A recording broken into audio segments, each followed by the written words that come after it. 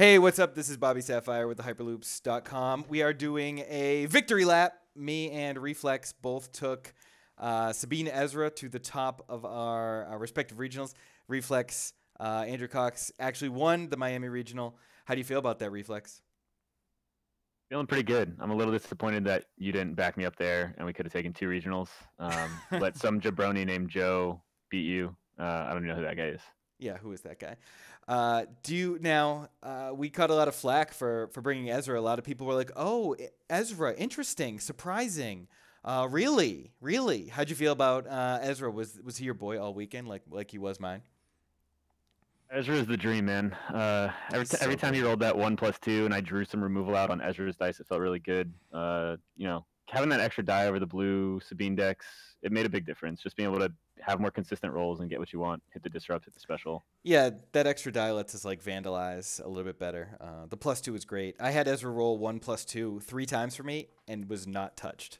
I think people just like dump their mitigation because they're like, well, I'm not going to be able to interact with it anyway. And then I just got the 1+2 out there and got to resolve the 3. It's perfect.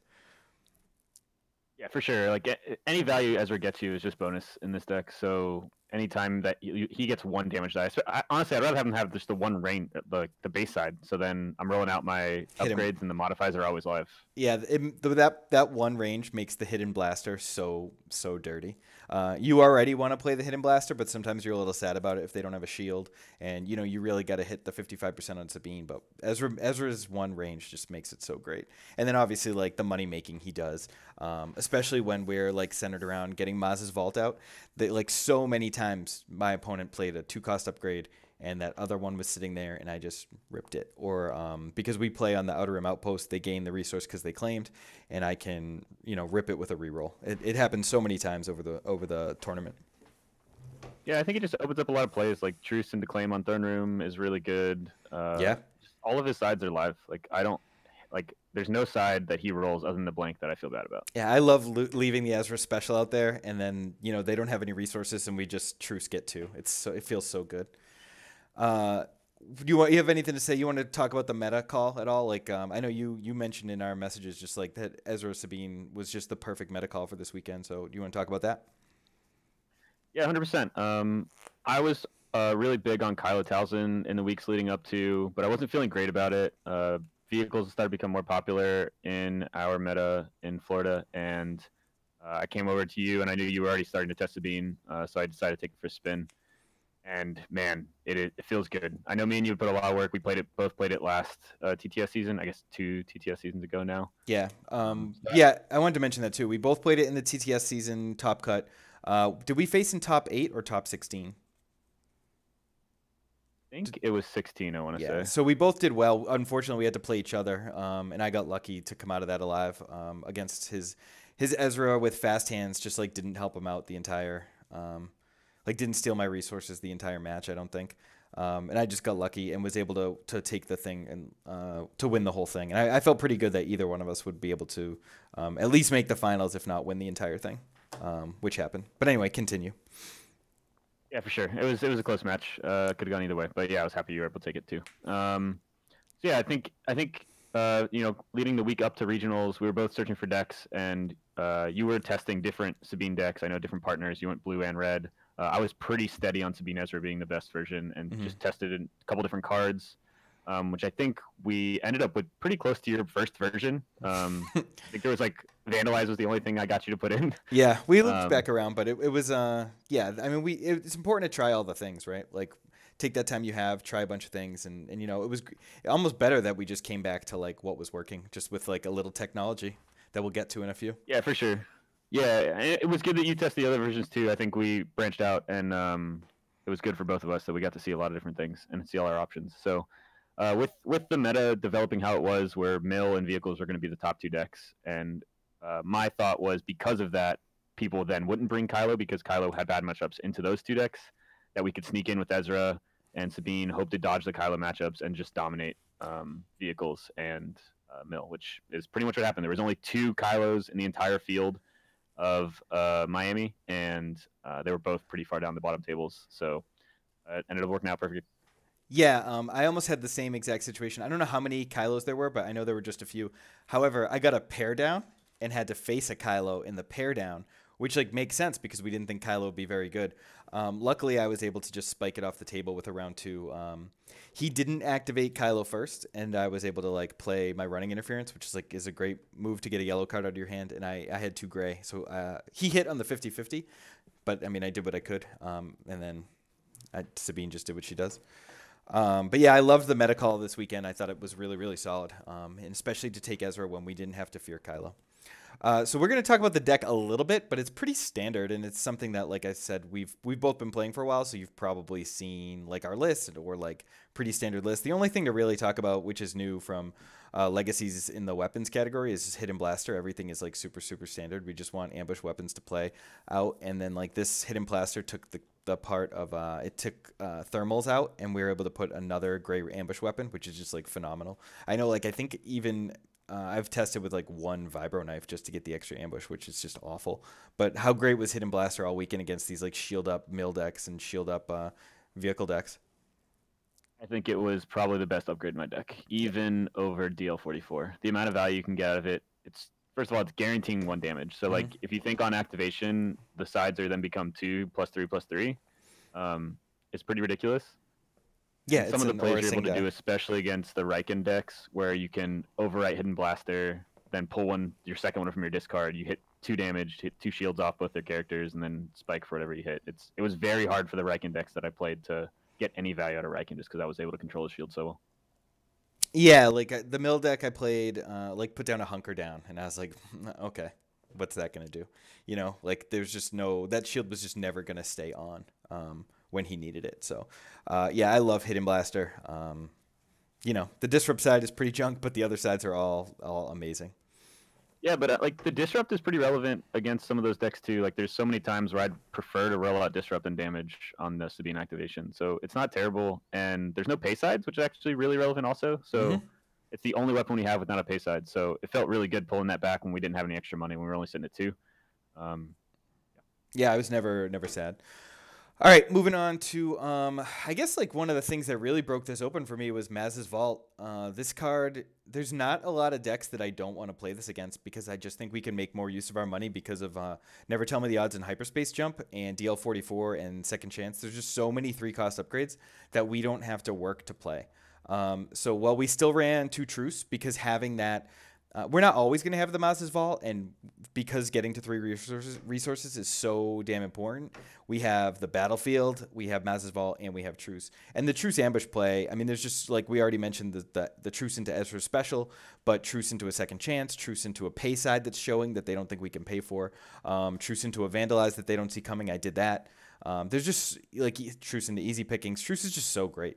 But like, how amazing was Maz's Vault? Because it was amazing for me. Like my opponents could not spend the money, and I always could. Yeah, I mean, some of those like vehicle and mill matchups, which are most of my matchups, that's why I bring them up so much.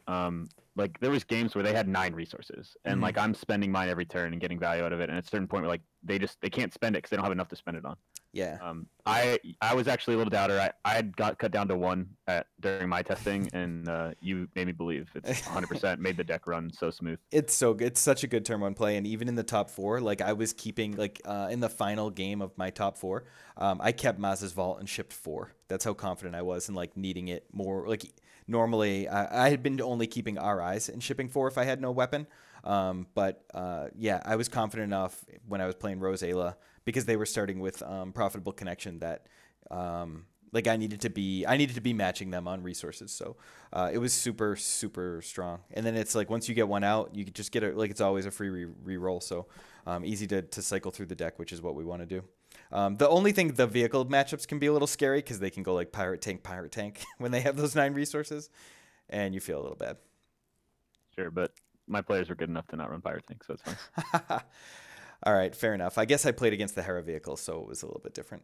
So we have like a shitload of one-ofs, which is like something that a lot of people aren't like super into right now. But they worked well for us. Impersonate, Into the Garbage Chute, Scavenge, Hasty Exit, Vandalize, and Confidence are two super technology cards. Like I know there's a famous clip that I'm posting with this video. of you playing the mill against Larcher in the finals, and he rolls the two focus on Yoda, and we just confidence it, and he's got to resolve those two focus, and it just feels so bad for him. It's like confidence is such disrespect in my eyes because it just really says give your opponent an ambush action, and we just take it and rub it in their face. Yeah, I mean the Yoda 2 focus was literally the play we said as the dream the night before. Like that's what we wanted to happen, and it happened Yeah. in the finals, which was really nice. But it was surprisingly good for me all day against a lot of different decks. I played it in the top 4 match against Yoda Sabine, Hmm. and I confidence the shield on Sabine's die because he was Hmm. about to roll in Yoda. It's just there's a lot of value where there's sides that people don't want to resolve, and they think they can leave it there to reroll or have a focus or something. And just being able to force them to resolve bad sides disrupts a lot of times when I don't have money. That Felt really, really good. that's the play that's been happening the most for me, especially like when Sabine has money and she rolled that 3 disrupt side and we have no money. That's like just an absolute blowout. And I also got to do against an Obi Maz. They resolved the 3 that they rolled with Obi, and he had a shield side showing. And then in between actions, when like he would normally like to play roll his Maz out and turn that thing to a 3, I just made him take the shield, and it was like a time walk. It's just like a mini time walk when you can do something like that.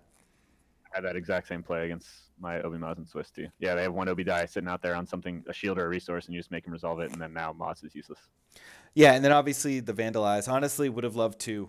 If there was no like Kylo to worry about, I think maybe fitting the second in would be awesome. It hit Force Illusions for me in both my wins in the top 4. I hit a Rally Aid, and I was able to hit a Planetary. I clipped a Y Wing in one match, so Vandalize was so huge for me.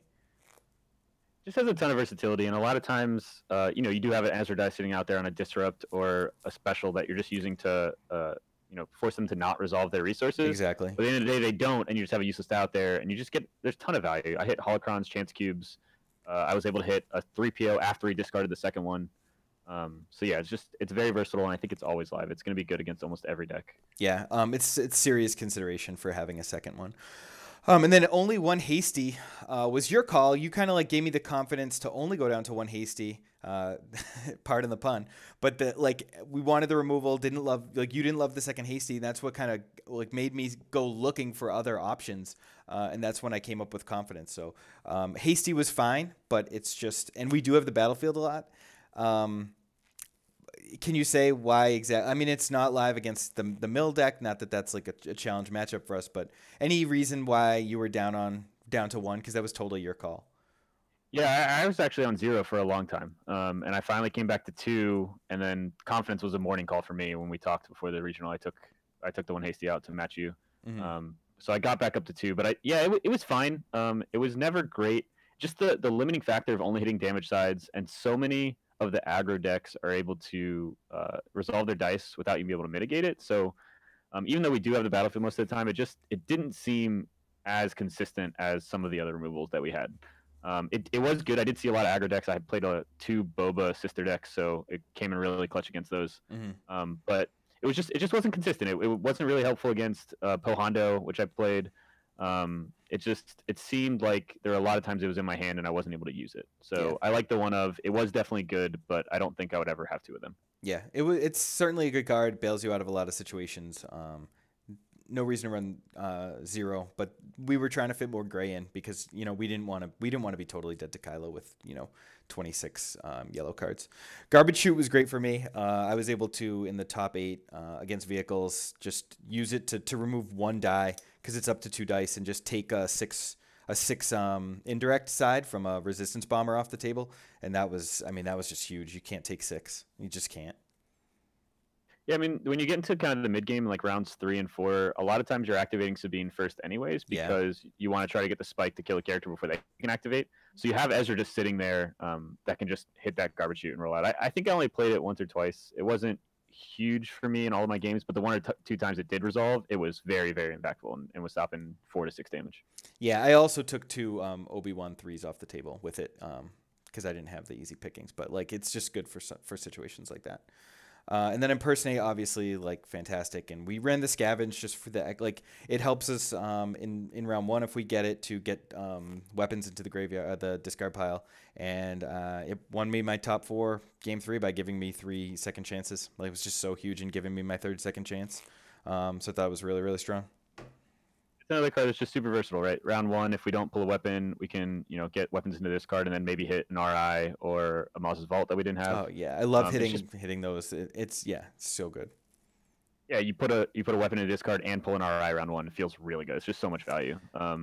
And yeah, pulling the 3rd second chance. It's like against every deck except for Mill, it has value throughout the entire game, which is rare for cards in our deck. Mm-hmm. Not much to say about Lothcat and Easy Pickings. They're just amazing. Easy Pickings just does so much work in this meta, which is like a lot of special chaining. Lothcat just like everything. Just makes this Lothcat, the blue Sabine decks can't play because they don't have the dice to give up, and that's just like a strength of the Ezra version. And you can't deny that Lothcat's just a super strong card. Yeah, for sure. I mean, since we're usually resolving our high impact dice immediately, we don't ever have to worry about them really getting a ton of value out of the Lothcat. So, even if they remove a Sabine blank, like if we're taking their best die off the table, that's okay. Exactly. It's a good trade, and it still puts us in a position where if they have other dice to resolve, we're going to be able to claim and not have to I didn't greedily reroll, instead of the claim all day. And that was just, I think that was a really good way to run the deck. And then, of course, the RI lock with Never Tell Me the Odds and Hyperspace Jump. I mean, that's just the bread and butter of the deck. And other than like my loss against Joe, in which he rolled fire damage and I had the chance to Easy Pickings, and then he used Night Sister to keep me off my resource roll, which was huge, and I just fell behind by not being able to get a weapon. This deck cranked, like absolutely cranked. The engine worked perfectly. My other loss was in a pseudo mirror where my opponent was on Sabine Blue, and he got Force Illusion, double second chance, and a 5 damage impersonate. And like if I just drew 1 Hyperspace Jump, I win that game because I had the Never Tell Me the Odds setup. I just needed to sneak in a little damage to get into a position where I pop the second second chance and kill him. And both Hyperspace Jumps were my bottom 4 cards, and we went to time. It was just no good. Yeah, so I have one funny story about running interference. So my first round was against a Poe Hondo, and round 2, I played running interference first action. Mm-hmm. I have them never tell me the odds to play second action. So I just put it down, and his immediate words are, "Oh, I'm not that afraid of that card after the nerf." Okay. So my next action was roll out, never tell me the odds, lock, kill Poe. Yep. We go to round 3, first action. Roll out, never tell me the odds, lock, kill. I think we changed his mind on running interference. Yeah. And it's also important just to know all the tricks. 2 people against me passed. One was like my friend's dad. That was the Kylo pair down. And like he doesn't play a lot. He's an older guy. And I've actually known him for 20 years. He's a really nice guy. So like I explained to him why he shouldn't pass. But then Edwin Chen, the guy who popularized R2P2 at PAX, he was running Sabine Yoda, and I resolved a bunch of damage, RI locked for activate, and he passed, and that was a free Hyperspace Jump for me.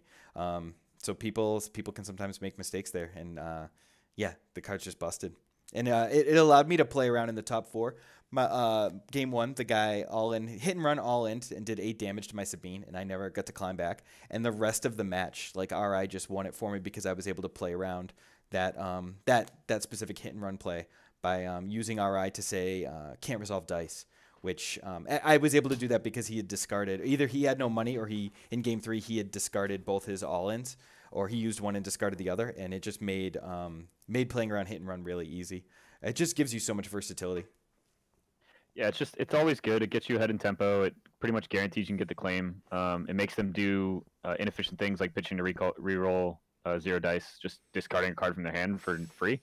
One play I really liked is rolling out. If you whiff, play a truce, say you can't play a card, reroll. You get basically now a protected second chance to hit damage. Yep. I did that a couple times and just spiked people. If we hit a couple modifiers, we get a second chance to hit a base side. Yeah. It's really really solid, and you do, and then you have that money in case you hit the pay side. So there's just so much value to what you can do with this deck. Any other like crazy stories or any other like victory lap thoughts? Because I mean, this was it. You called it. You said I want to take it down. I want you to take it down, and we do this video where we both won with the same list. I'm sorry I let you down. I wanted to get home early. Of course, I got home 17 hours later because of 2 flat tires. But whatever. Not salty about it. I still look at it as a pretty big victory for us as a team. Just like, going to town and you taking it down and me battling back from an early loss to Joe and winning the thing. So, or, top 10. Yeah, 100%. I mean, yeah, I think having a teammate beat you is the dream, right? Like that happened to me in the Panama Regional. Me and my buddy went 1-2 and we're just free rolling in the final. So I think me, you, and Joe going, as high as we can go was what we wanted going into the weekend, and we did it. So I couldn't be happier about team's performance. Yeah, and if it's not clear at all, like Reflex, Joe, myself, NJ Quinca, and Bounce Without, the Australian national champs, like that's like the Hyperloops world team, and of course like the people that we test with. But like we've been working together for a couple months now, just in preparation of Worlds, and obviously that partnership has been like, I don't know, in my eyes, really fucking awesome. I can't be happier with the people that I'm working with right now. So I love that. Yeah, I agree. I mean, since I've been on with you guys, I've got a second at a regional and a first at a regional, so it's working. It's working.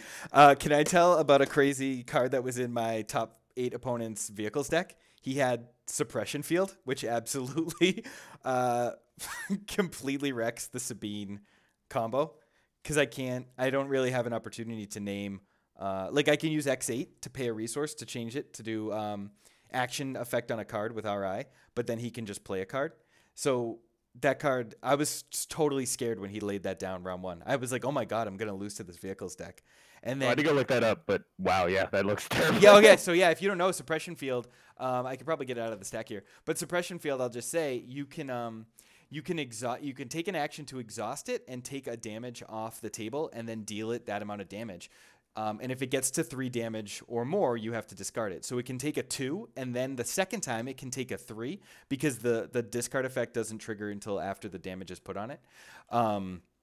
It's not letting me search the pile. But so I can't use RI to play a card. And in game 3 of the top 8, my opponent discarded it to reroll.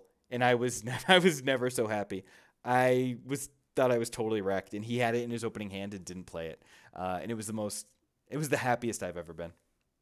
I thought I was wrecked. I think that's a great call. I mean, that card really hurts unless you have 2 RIs out, and then I don't even know. Yeah, still you can't even lock out both.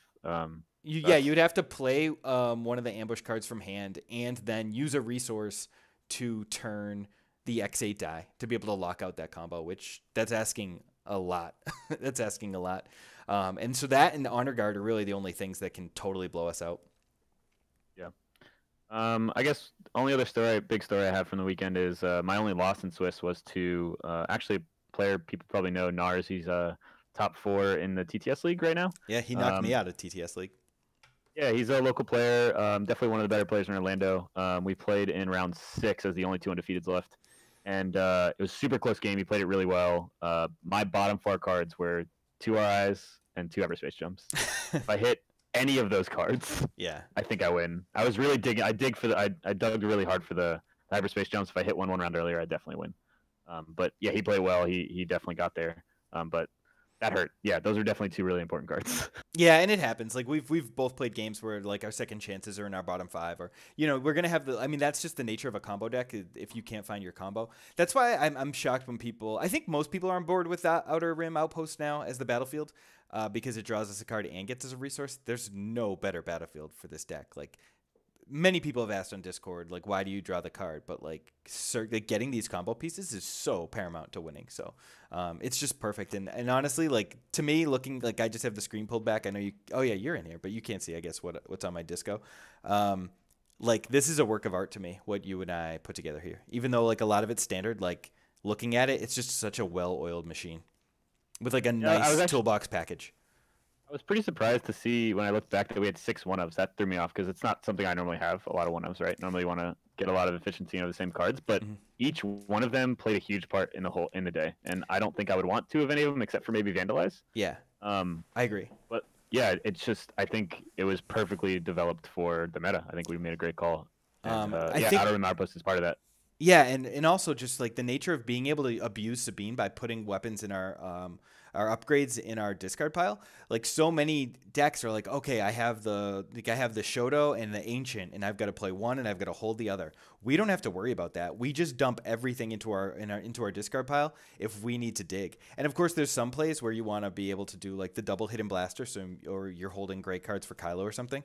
But for the most part, being able to cycle through our deck and find the running interference, the Maz's Vault, the Never Tell Me the Odds, the hyperspace jump, and like that gives that toolbox package that we had, the 6 1-ofs. Because I was too when I was writing down the deck list by hand on the sheet. I was like, oh man, 6 1-ofs. But that looks perfect to me because it's the core package, and then because we filter our deck, we have these cards that have tremendous value at certain times.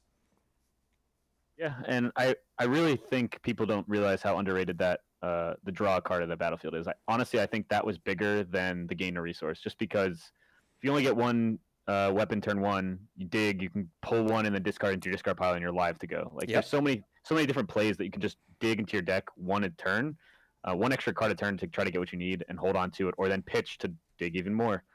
Was really important. Yeah. So well-oiled machine. I mean, when this deck was cranking, I mean, I was just crushing people, and it feels bad, but when you get to chalk up the win and take that picture with your friends at the end of the day, it makes it all worth it. Clown stomping people. Oh, for sure. And I think that's part of the design of the deck, though, is like in a tournament, you want a deck that can just roll out and win a game. Like being able to win a game in 5-10 minutes and then go rest for a little bit and reset. I think there's a ton of value there in a 12-hour tournament. So yeah. That's one of the benefits for sure. And conversely, just like my top 8 and my top 4 matches were like chess matches, because they both were, especially the vehicles deck was like high HP, taking a lot of actions, like hemorrhaging vehicles onto the table with Hera, and then just like the Poe Ayla match, it can tank and it can do some serious damage with things. So I really had to play, and as much as I subscribe to the to the mantra of play to win, not do difficult things. And this deck is absolutely a play to win, not do difficult things. It's not difficult to put a DL on someone and roll 3 threes, and that's what I aim to do. But there is a lot of work that goes into being good in the matchups where you don't roll 3 threes. So I definitely think that people need to practice with it and not just think that it's going to roll 3s all the time, as much as we like to say it does.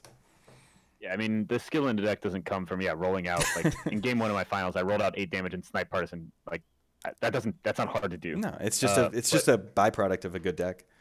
Yeah, but the skill in this deck comes when you don't do that, when you don't pull perfect cards, when you have no weapons turn 1, when you're not rolling any damage, when you're behind and you have to come back and really grind to pull out a win. That's where the skill comes with this deck. Is there are games when you're not going to roll any damage, you're not going to hit your combo pieces, and being able to pull out wins.